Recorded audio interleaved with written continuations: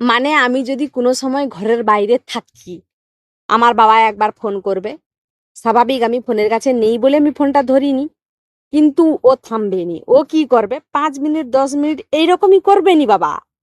1 মিনিটে তোমাকে 10 বার ফোন করবে। স্বাভাবিক তুমি ফোনের কাছে নেই মানে তুমি ফোনটা ধরতে পারবে নি। ও কি ভাববে যে আমি মনে হয় উল্টে গেছি, আমি মনে হয় উল্টে গেছি, আমি আর নাই, আমি উল্টে গেছি, আমার কিছু না কিছু একটা হয়ে গেছে, আমি কোথায় উল্টে পড়ে আছি, মুখে কেউ দেখেনি। এইরকমই একটা সিচুয়েশন ক্রিয়েট করবে। তারপরে যখন আমি ফোনটা এসে দেখবো যে এতবার ফোন, আমি তো আচমকা হয়ে যাই, কি হলো, কি ব্যাপার, কিছু হয়েছে নাকি। আমি সঙ্গে সঙ্গে ঘুরিয়ে যখন ফোন করবো, প্রথমেই কথা, কোথায় ছিলে, কোথায় ছিলে, কোথায় ছিলে, এতবার ফোনটা বাজছে। আরে আমি, আমার তো স্বাভাবিক কোনো কাজ বাজ তো আছে, আমি ফোনটা ধরিনি মানে স্বাভাবিক আমি ফোনের কাছে নেই। এই ফোন রেখে দিয়ে কোথায় চলে যায়, একবার ফোন করলে এদেরকে পাওয়া যায় না, এরা কোথায় গড়ে ফুড়ে পড়ে যাবে, এ করবে ও করবে, মানে কি একটা ব্যাপার ক্রিয়েট করবে।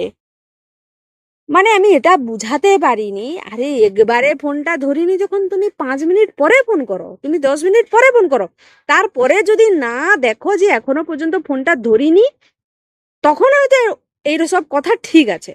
কিন্তু না, ও 1 মিনিটে 10 বার ফোন করবে, তুমি ফোন ধরেনি মানে তোমার কিছু না কিছু একটা হয়ে গেছে। অথচ নিজে যখন ঘরের বাইরে বেরিয়ে যায়, তত্তর তত্তর করে সাইকেল চালাতে চালাতে সাইড কাটতে গেলেই পড়ে যাবে, ঠিক আছে, এইরকমই সিচুয়েশন।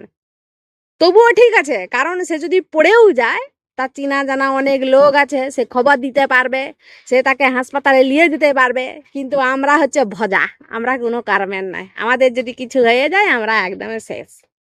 এই হচ্ছে মোর বাপ, বুঝলে।